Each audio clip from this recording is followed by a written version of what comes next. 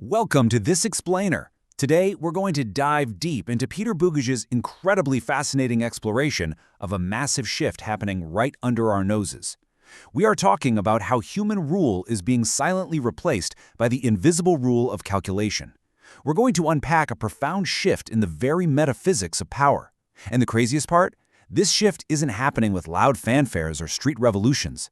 It's happening quietly, tucked away in server farms and complex mathematical models.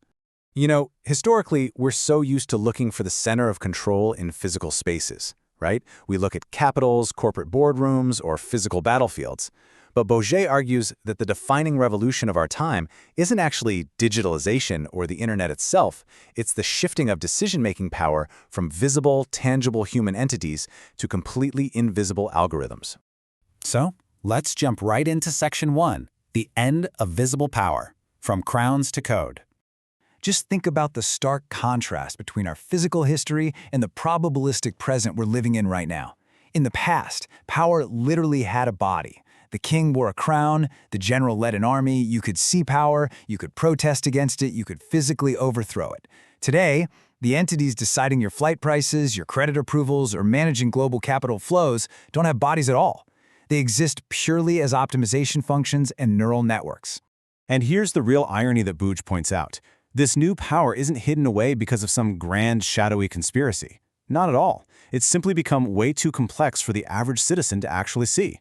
We live in an era that completely prides itself on transparency and public access, yet we're surrounded by these massive infrastructures, like high-frequency trading and cryptography, that are totally opaque to almost all of us. It's a brand new form of not knowing, and it's born out of extreme rationality. Which brings us to a crucial question, and Section 2, Rise of the Data Shadow and the Disempowerment of the Human Soul. If power no longer judges us as physical humans, what exactly is it looking at? Well, we're essentially living in a society of what Bourget calls algorithmic esotericism. Now, the word esotericism originally meant knowledge kept for an inner circle. But today, that inner circle isn't some secret society in robes, it's a highly technical elite. It's mathematicians and system architects who are mapping out our digital existence. They are quite literally the only ones who speak the language of the systems managing our global reality. See, as humans, we desperately search for the why behind things in our lives. But the machine, it doesn't care about why. It simply looks for patterns that precede an event, requiring absolutely zero true understanding to exert control over it. This is a massive crisis of causality. A human asks, what causes this to happen? An algorithm simply asks, what data patterns frequently occur before this happens? It absolutely does not need to understand you to predict you, and that creates an immense shift in how our society is managed. Because out of literally every single click, every purchase, and every movement you make, a data shadow is being forged.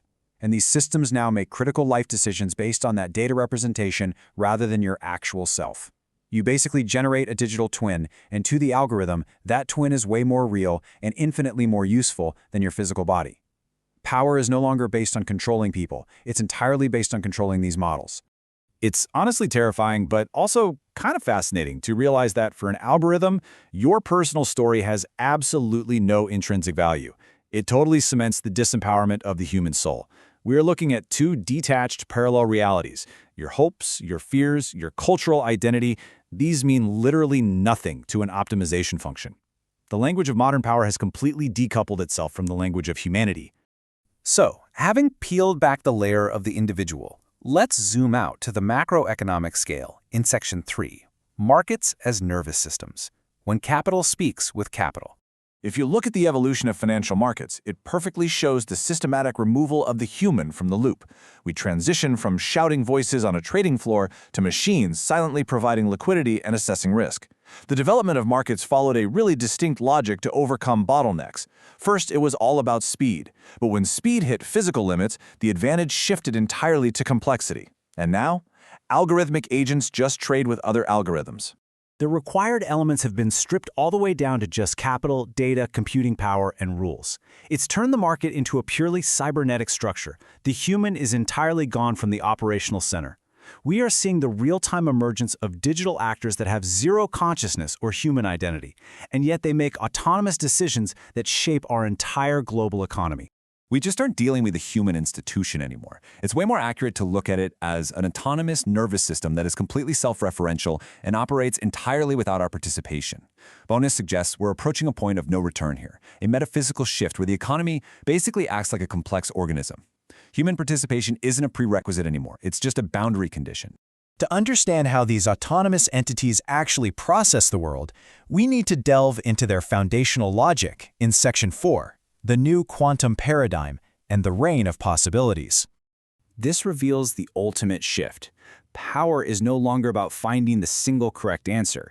Instead, it's about searching through entire landscapes of possible futures simultaneously. Think about it. Traditional power reacted to events. A general reacting to an attack, a trader reacting to a price drop. The future was something coming at us. These new systems flip that entirely on its head. They actively pre-structure the future. I really want you to sit with that question for a second. Which possibilities exist simultaneously? Because mastering this concept of simultaneous superposition is exactly how modern power pre-structures our reality. It's not about forcing a specific outcome anymore. It's about analyzing vast probability spaces to make certain developments way more likely to happen than others.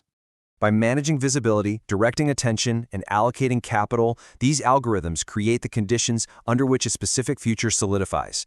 So whoever controls the probabilities and directs the attention in these invisible networks controls the outcomes, and they do it without ever having to intervene directly.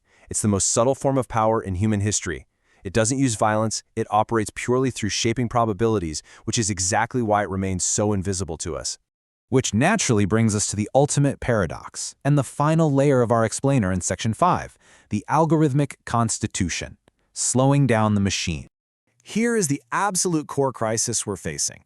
Human democracy relies heavily on the intentional slowness of proceedings to maintain stability.